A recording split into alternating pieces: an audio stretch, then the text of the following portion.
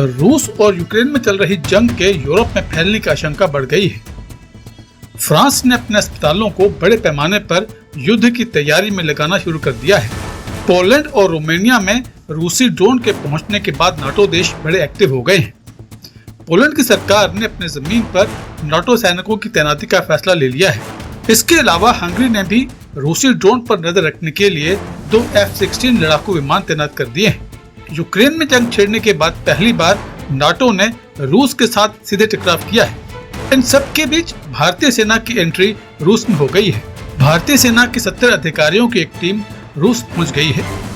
इनमें से 65 भारतीय सेना के जाबाज सैनिक हैं। रूस में भारतीय सेना के कदम रखते ही नाटो में हलचल पैदा हो गई है। दरअसल रूस ने असली जंग के बीच एक और बड़ी जंग की तैयारी शुरू कर दी है। रूस ने बेलारूस के साथ मिलकर एक बड़े युद्ध अभ्यास की तैयारी शुरू कर दी है। इसे युद्ध अभ्यास में भारतीय सेना को बुलाया गया है। इस महायुद्ध अभ्यास का नाम है जैपेड, जिसका मतलब रूसी भाषा में होता है पश्चिम। यानी जैपेड युद्ध अभ्यास के जरिए रूस और बेलारूस पश्चिम देशों को एक संदेश देने की कोशिश कर रहे हैं। जैपेड 2025 युद्ध अभ्यास को इसलिए भी काफी गंभीर माना जा रहा है क्योंकि इसमें खुले तौर पर न्यूक्लियर प्लानिंग को शामिल किया गया है। वैसे तो इस युद्ध अभ्यास में कई देशों के हजारों सैनिकों को शामिल किया गया है, लेकिन सबकी नजर भारतीय सेना पर है क्योंकि महज 88 घंटों में पाकिस्तान से जीतने वाली भारतीय सेना ने दुनिया को दिखा दिया कि दुश्मनों को ठोका कैसे जाता है। मजे की बात देखिए कि भारतीय सेना के रूस पहुंचने से पहले ही आर्मी चीफ उपेंद्र द्विवेदी ने एक जबरदस्त बयान दिया है। आर्मी चीफ उपेंद्र द्विवेदी ने कहा कि सबको लग रहा था कि रूस और यूक्रेन की जंग सिर्फ 10 दिनों में खत्म हो जाएगी, लेकिन आपने देख लिया कि यह जंग कितनी लंबी खिंच गई है। आर्मी चीफ उपेंद्र द्विवेदी ने आगे कहा कि 80 के दशक में ईरान और इराक के बीच जो जंग शुरू हुई थी वो भी 10 सालों तक चली थी, लेकिन अब लोग पूछ रहे हैं कि ऑपरेशन सिंदूर टेस्ट मैच की तरह सिर्फ 4 दिनों में कैसे खत्म हो गया। मेरा मानना यह है कि युद्ध अनप्रिडिक्टेबल होता है।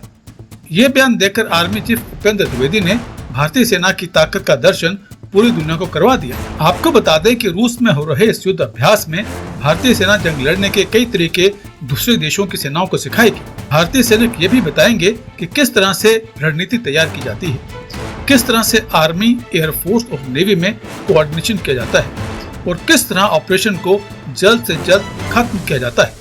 आपको बता दें कि रूस में हो रहे इस युद्धाभ्यास से भारत और रूस की दोस्ती और मजबूत होगी। भारत और रूस के बीच आतंकवाद विरोधी रणनीति और सैन्य तालमेल को मजबूती मिलेगी।